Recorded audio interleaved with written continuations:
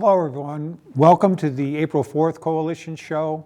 This is the Wednesday, April 22nd, 2026 recording of the show. It's Earth Day. The reason why we're doing this special show is because on Saturday, April 25th, it's a National Day of Action to stop ICE warehouse and detentions. It's quote unquote dismantling detentions, asking for community, not cages. If you want more information about it, you can go to indivisible.org. But let me get back to the April 4th Coalition though. Our mission statement is we are for workers' rights and collective bargaining rights, and we're against tax breaks for the rich and corporations who ship our jobs overseas. We endorse all the Universal Declaration of Human Rights, but it's our custom is we put the emphasis on Article 23. Number one, everyone has the right to work, to free choice of employment, to just and favorable conditions of work, and protection against unemployment. Number two, everyone, without any discrimination, has the right to equal pay for equal work. Number three, everyone who works has the right to just and favorable remuneration, ensuring for him or herself and his or her family an existence worthy of human dignity and supplemented, if necessary, by other means of social protection. And number four, everyone has the right to form and join trade unions for the protection of his or her interests. Now, as I said, it's Earth Day, so I thought, with the controversies that's been going on with our present federal administration in a little run-in with the Pope over his stance on peace, I thought with Earth Day, I would go back to another Pope, Pope John Paul II. He was quoted in the Washington Post on September 23rd in 1984, and this was the quote that he used. "The needs of the poor must take priority over the desires of the rich, the rights of workers over the maximization of profits, the preservation of the environment over uncontrolled industrial expansion, production to meet social needs over production for military purposes.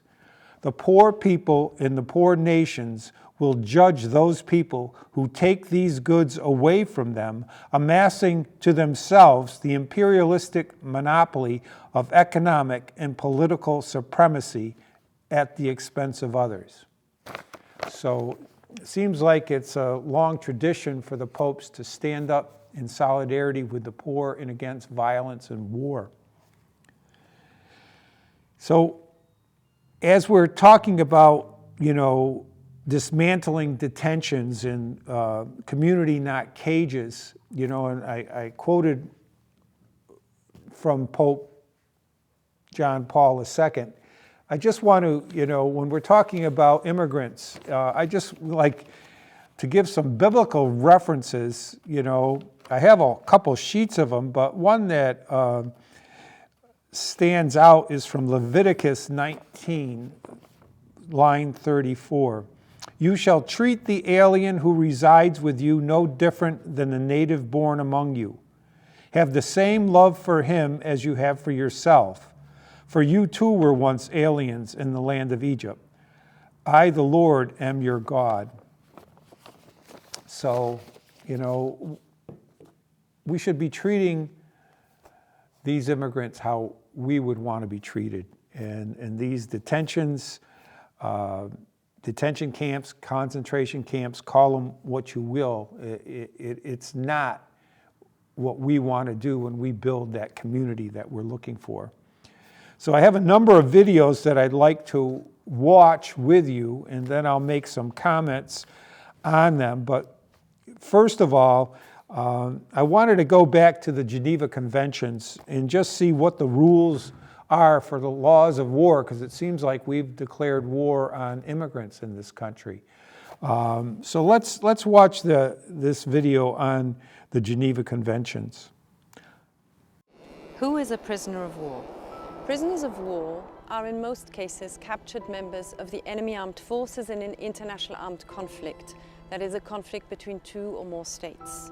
The main treaty that regulates the treatment of prisoners of war is the Third Geneva Convention. It provides them with very specific legal protections to ensure that they are treated humanely and that they are not treated as criminals. Prisoners of war cannot be prosecuted for merely participating in hostilities. They can, however, be prosecuted for war crimes. Prisoners of war must be treated humanely and with respect for their honor in all circumstances. They are protected against any acts of violence, intimidation, insults, or exposure to public curiosity. The Third Geneva Convention also provides minimum conditions of detention, such as accommodation, food, clothing, and medical care. At the end of active hostilities, prisoners of war must be released and repatriated without delay.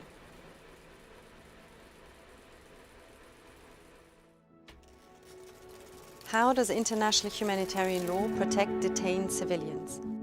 Anyone who is not a prisoner of war in an international armed conflict is protected by the Fourth Geneva Convention, Additional Protocol 1 to the Geneva Conventions and customary law, depending on factors such as their nationalities and the treaties ratified by the states involved. It cannot be emphasized enough that no one falls outside of the protection of international humanitarian law. What is most important is that civilians are protected by international humanitarian law no matter their conduct, even if they have directly participated in hostilities or become involved with an armed group. Civilians can, of course, be prosecuted for war crimes. They can also, in limited circumstances, be detained for security reasons. Such security detention, under the Fourth Geneva Convention, also called internment, is, however, a non-punitive, preventive form of detention, and the conditions of detention must be such that it does not amount to imprisonment by other means. Each interned person must be released as soon as the reasons justifying their internment no longer exist.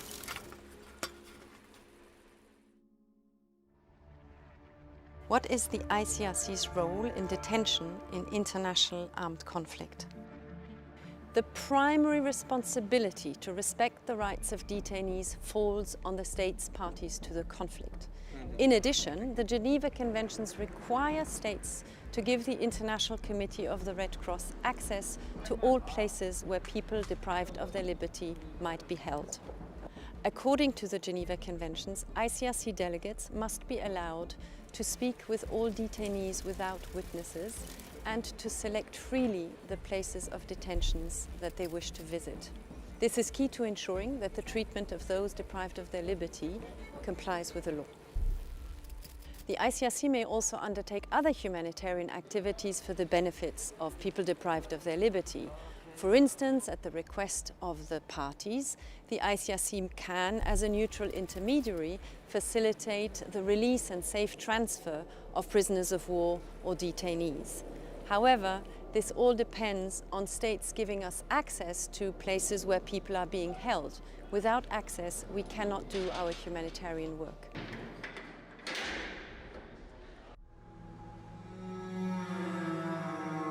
How can people deprived of liberty be accounted for? The Geneva Conventions require states parties to establish national information bureaus to collect and transmit information on prisoners of war and civilian internees to the ICRC's Central Tracing Agency.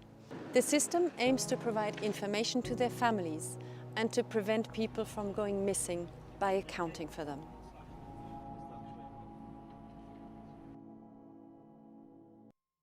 Who is a prisoner? Thank you. What strikes me in that video is that one line, no one is outside of humanitarian law.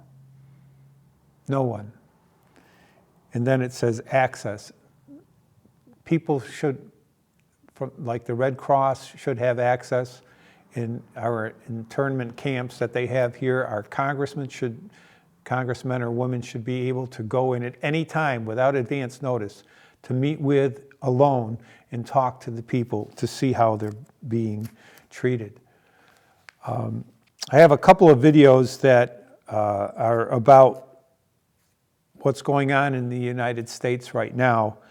The first one is from the Associated Press. It's called 911 Calls from ICE's Largest Detention Camp Reveals Detainees in Distress. So let's watch that video.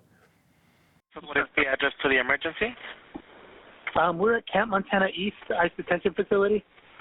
We currently have a detainee actively suicidal, attempting to hurt himself. The Associated Press obtained 130 911 calls involving the nation's largest immigration detention facility, set up at Fort Bliss Army Base in Texas. I have a patient here that's suicidal and homicidal. This is a 27-year-old female. She's 12 weeks pregnant. She has extreme lower back pain and a headache. She's not eating. She's not drinking. Along with interviews and court records, they offer a disturbing portrait of overcrowding, medical neglect, malnutrition, and emotional distress. Every day felt like a week. Every week felt like a month. Every month felt like a year. You know, the torture, just, you know, the lack of sleep, the lack of food. Inhumane is my main word. Owen Roman Ramsing spent nearly 5 months at Camp East Montana before he was deported to the Netherlands in February. I lost everything. Everything. They're getting substandard food. They're not getting the medical that they need. This place needs to be shut down, and it needs to be shut down immediately. The Texas Democrat has called for an investigation into the contractors running the facility. People should be moved by the abject cruelty, but if they're not, I hope they're moved by the fraud and corruption. A Department of Homeland Security spokesperson said, quote, claims that there are subprime conditions at ICE facilities are false, adding that the detainees receive food, water, and medical treatment in a facility that is regularly cleaned. Ramsing was a legal permanent resident when he was detained last September, flying back into the country. Immigration authorities cited a drug conviction when he was 16, for which he had served prison time. I had at least 60 notarized, what do you call those? Character letters. Character letters from very high-powered people, talking about, you know, attorneys, doctors, police officers. I'm a big part of the community of Columbia, Missouri. During his time at Camp East Montana, a Cuban man died in early January of asphyxia after he was restrained following what ICE said was a suicide attempt.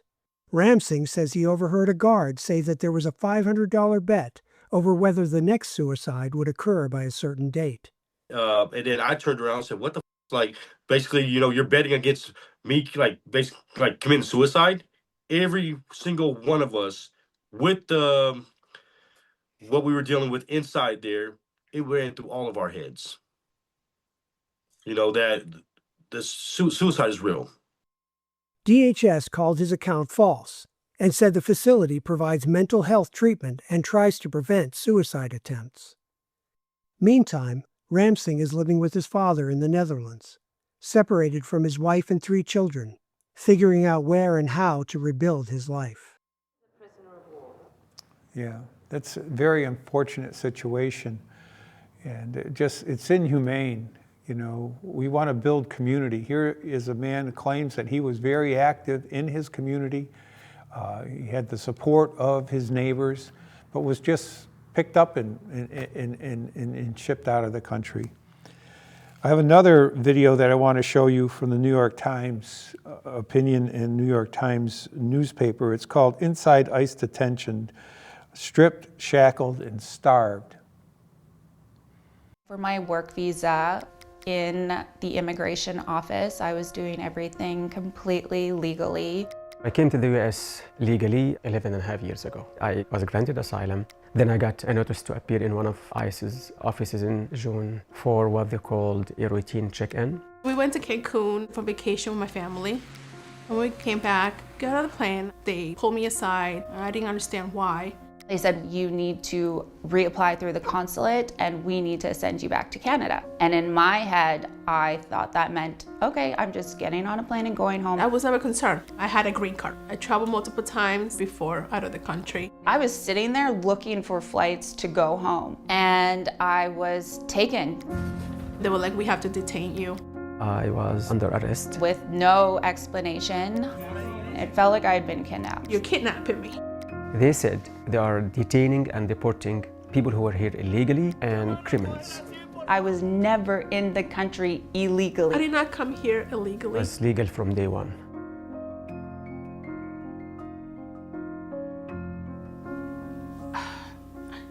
You know, having a mother taken away from the kids, I felt like a knife was just like, it's like stabbing my heart. I never expect this in America. I was taken to the first detention center in chains. When I got there, I was like, where am I? It looks like a prison. They took us to the booking. We're asked to strip naked in front of each other. There were 30 of us in one cell, just like a line of bunks, and then open showers and toilets. And you're supposed to use this toilet in front of 12, 14 other people. If I wanted to use the bathroom, I felt violated. What did we do to be treated this way? That is inhumane. I was treated like a criminal, like I killed somebody. And every single time I asked a question, it was, I'm not your case officer. I don't know. I'm just doing my job. They said, listen, I know every one of you will say, I left my kids at home with no one to take care of them. I don't care. You will say that you haven't eaten anything all day long. I don't care. You say that you're terrified, you are here unjustly. I don't care. It was super cold. Freezing. They nicknamed them the ice boxes. Don't think it's more than 30 degrees. We're huddled, trying to stay warm, wrapped in these aluminum foils, looking like dead bodies. There's no window that you can look outside. I never was able to breathe fresh air. Fluorescent lights are shining 24/7. I couldn't sleep. We kept hearing rats scream. Oh. One of the girls had her period and there was blood everywhere. They knew I was in a menstrual cycle, but it was not offered to shower for 5 days. This nurse comes in and she's like, pregnancy test. She made us pee in front of each other into these Dixie cups. We're all just standing there in a circle, holding our open urine, and she's plopping these pregnancy tests in and then being like, okay, you guys are gonna check it back in the toilet.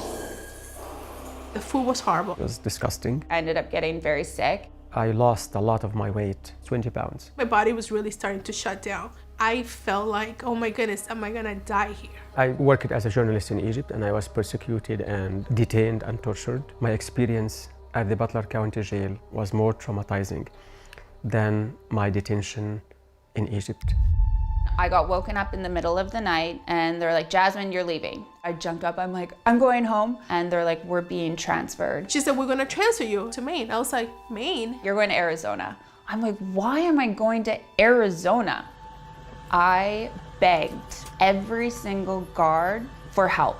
Can you please tell anyone, your supervisor, that I would love to pay for my flight home? Just get me out of here. ICE issued a statement saying I was detained for not having legal documentation to be in the US. I do not support anyone being in a country illegally. I had all my paperwork. I was in the immigration office. I was never in the country illegally. Since a green card is a privilege, not a right, and under our nation laws, our government has the authority to revoke a green card if a law is broken and abused. In my early 20s, I was young. I was in college. I got in trouble for possession of marijuana. I was pardoned.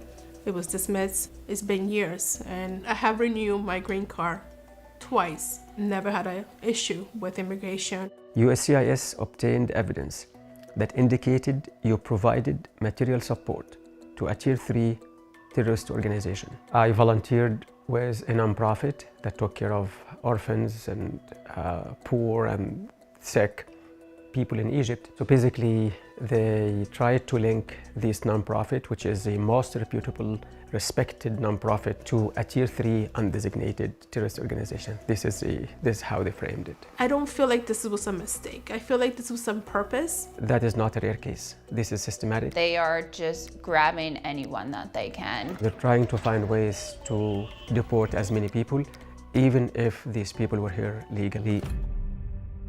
Not knowing what's gonna happen to me, I feel like that was the worst. Because I wanted just to call my husband. I wanted to hear my kids, and my kids are okay, During the time that I was there, it was also my daughter's birthday. I feel like they took that away from me. I was scared they were gonna forget me. I was put on solitary confinement for 6 days for advocating for myself and the other Muslim inmates to have a quiet space to pray. That's when my mental health started to deteriorate too fast. It's just a matter of time. I'll get deported and get killed in Egypt. That was the thing that I couldn't get out of my mind. I'll just get deported and get killed. I had a medical check and I had to go visit this nurse. She could tell that I was distraught and confused, and she looked at me and she goes, "Can I pray for you?" And she said this like beautiful prayer in Spanish that I have no idea what she was saying. And I just cried and I cried and I cried, and she just held my hands, and I was like, okay, I'm going to get through this. An officer called and said, "Pack your stuff." Where am I going? Just pack your stuff. I was transferred back to the San Diego prison. It was a 2-hour drive. Someone just grabbed me and said, "You're coming with me this way." She's like, "Yeah, uncuff her. She's being released today." My eyes just like, what? Said, "You are released." I actually forget what the word released mean in English. To be honest, it's just, I didn't, what do you mean by you're released? I was in a shock. They stripped the chains off of me quickly, snuck me into the airport, escort me onto the plane, sit me down, and they're like, "Okay, you're free. You can use your cell phone now. Take care." And they were kind of like outside, and I did not know where to go. I didn't have a phone. An officer said, "We just got this letter today. The Department of Homeland Security reinstated your asylum status." It was the happiest moment of my entire life. Assalamu alaikum wa rahmatullahi wa barakatuh. So the first thing we did was to drive to the mosque. Then we went out to eat in a Palestinian restaurant. I ate a lot. I was happy to see my husband. I was more happy to see my girls, no offense. The youngest one was having nightmare, kept waking up. So I knew they needed me, and just kind of reassure them I'm okay, even though it's still hard for me. It's still fragile. I am a different person than the person that got detained. I lost my job that I love. I lost my health insurance. Was not able to finish my degree, all because I got detained for 73 days. I was so lucky to have only been in there for 2 weeks. Can you imagine someone in the system that doesn't have my privilege? All the lawyers, all the money, all my connections, majority of the women that I met have been in there for months. I received a 5-year ban from America. Everyone asked me, they're like, "Well, you're never gonna go back, are you?" I'm appealing. I wanna go back. I love America. I am in the process now of getting my citizenship. I still love the American people, but I'm doubting if I ever feel safe and call the United States my home. I don't think this government will stop. Your government is funding a system that doesn't follow any rules. Immigrants will be the first target.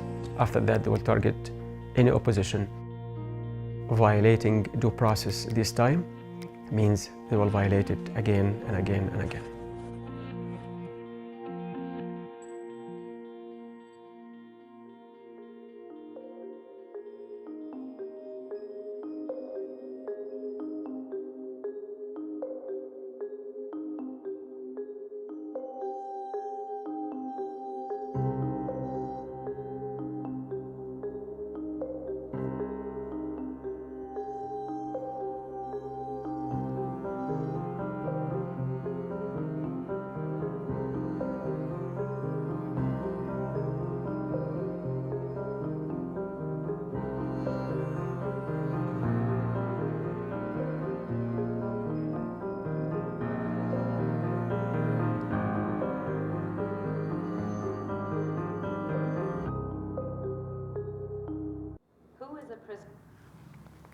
Well, it's very upsetting, to look at that and see how people are treated. And I just can't imagine to have a loved one in that situation.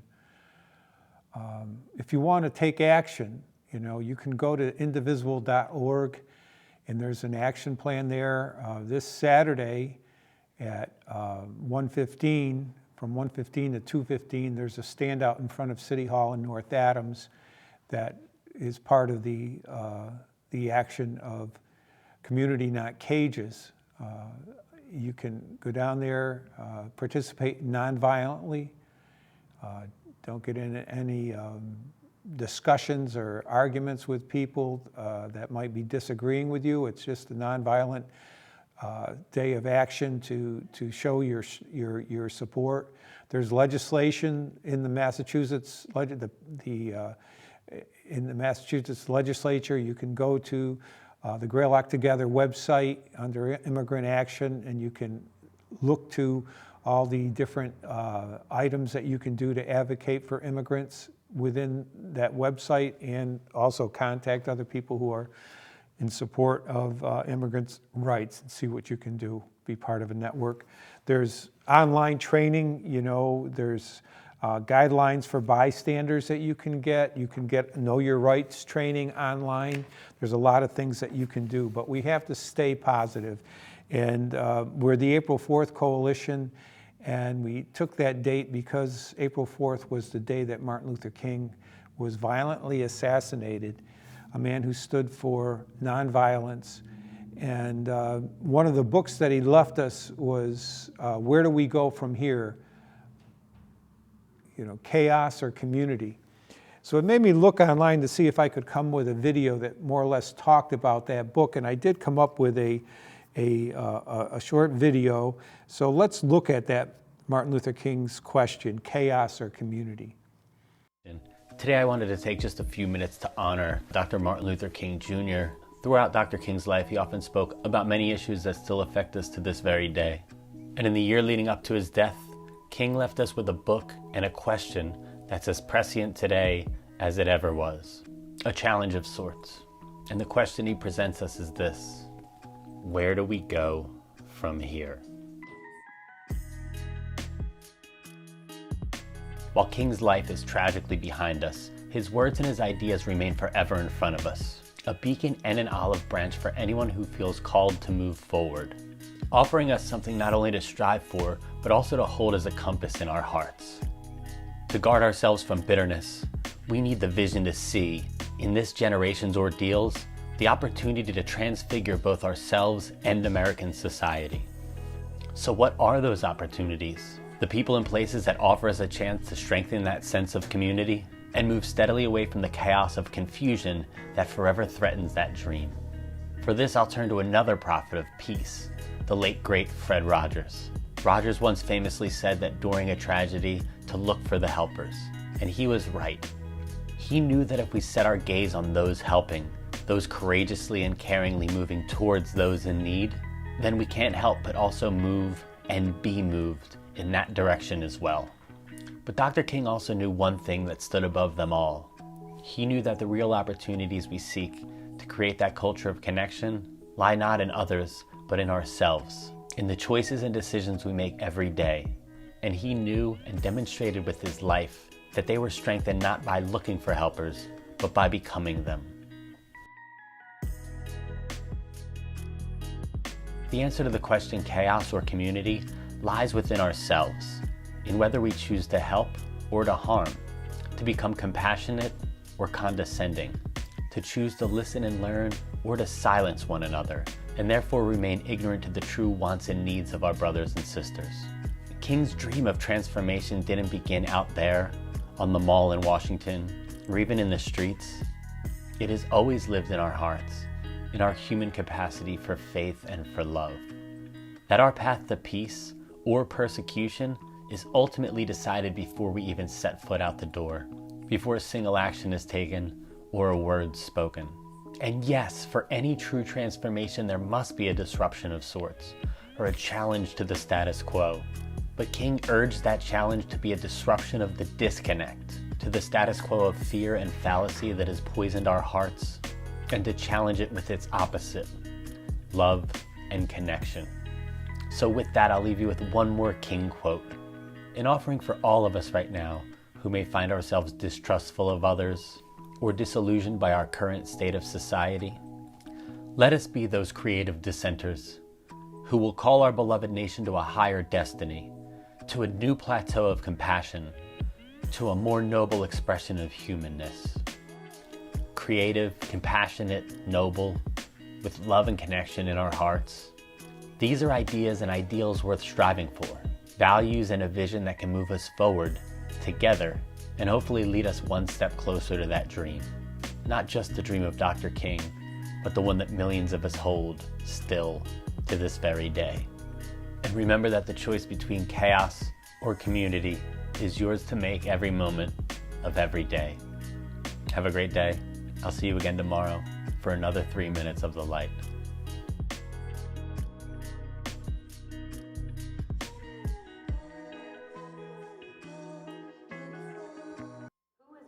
Well, those are, really moving words that, that's what we have to do. We have to challenge the status quo.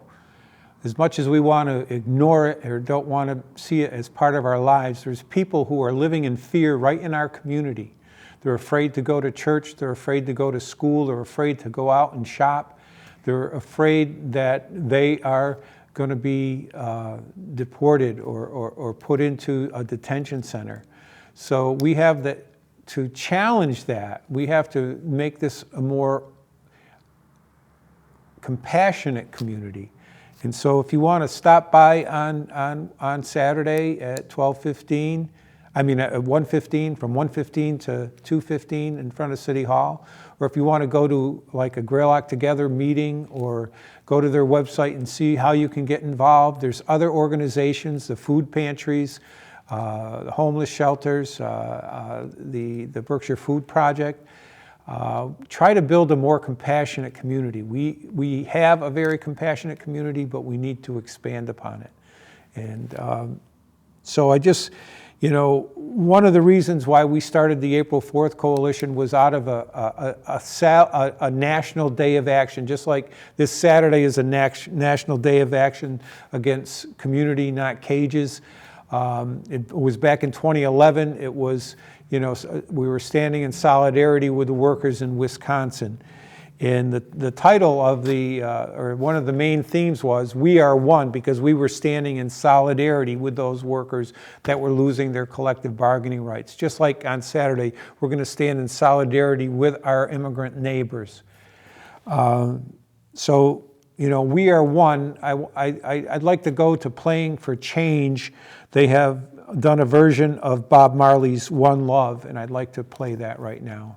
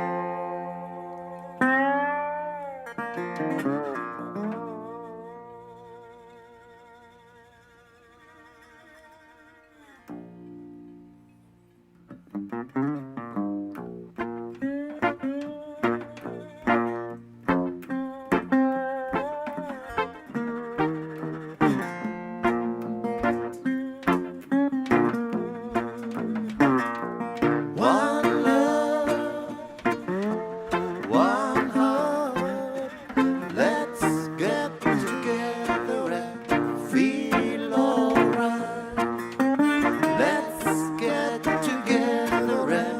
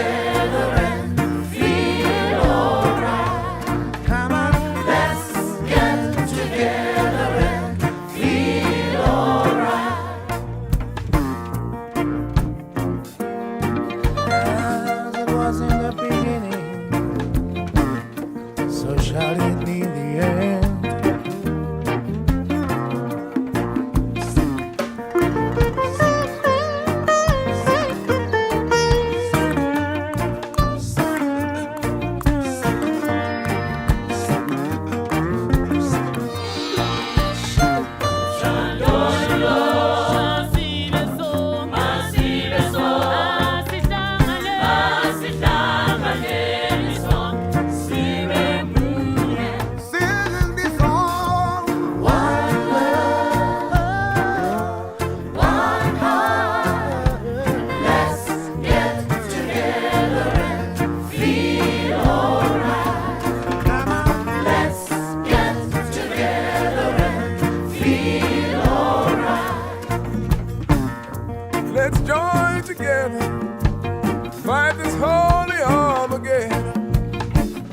When the man comes, there will be no doom. Have pity on those whose chances grow thinner. There ain't no hiding place from the Father of creation. We got one love, one heart, one heart.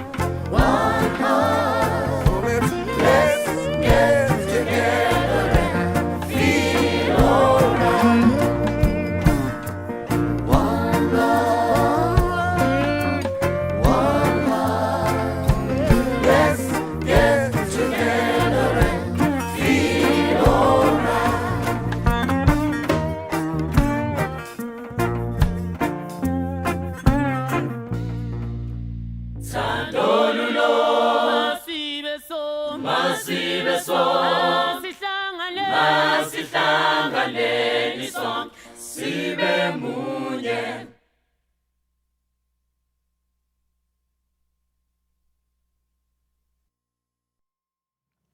Well, thank you, Playing for Change. You know, they want us to unite as one human race.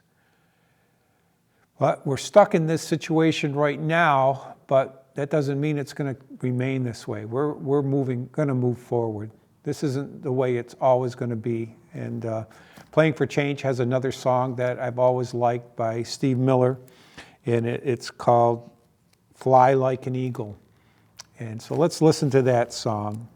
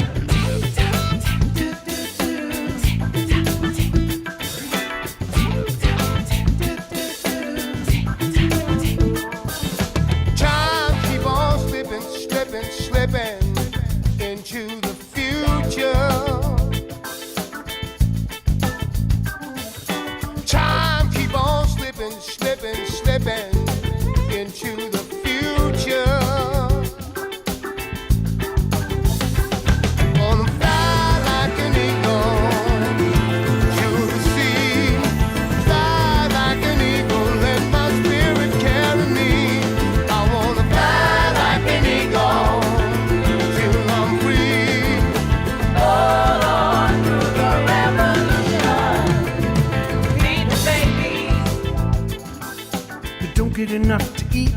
Shoe the children with no shoes on their feet. House people living in the streets. Oh Lord, there's a solution. I wanna fly like an eagle to the sea. Fly like an eagle. Let my spirit carry me. I want to fly like an eagle.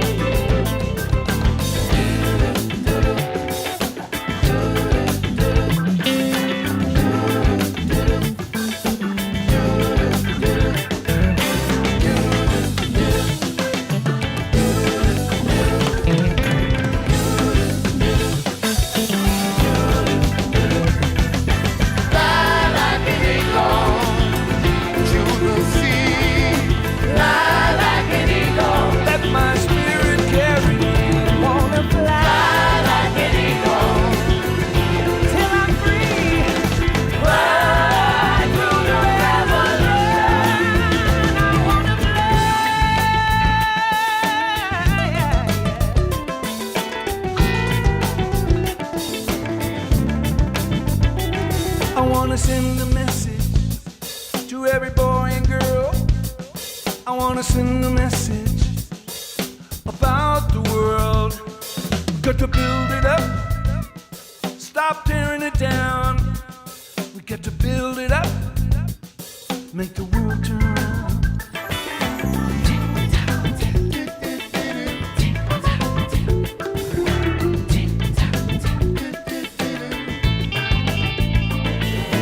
Time keeps on slipping, slipping, slipping into the future. Time keeps on slipping, slipping, slipping into the future.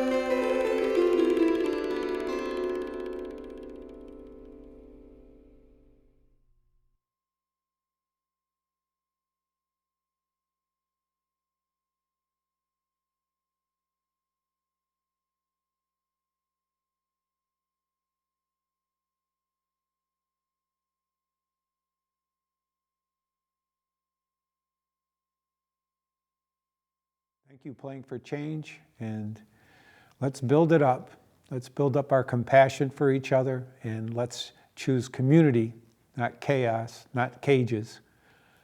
Thank you very much. Power to the people. See you soon. Mistakes of the bosses we must pay for. From the cities and the farmlands to trenches full of mud. War's always been the bosses' way, sir. The Union forever defending our rights. Down with the black leather workers unite. With our brothers and our sisters in many far-off lands. There is power in a union.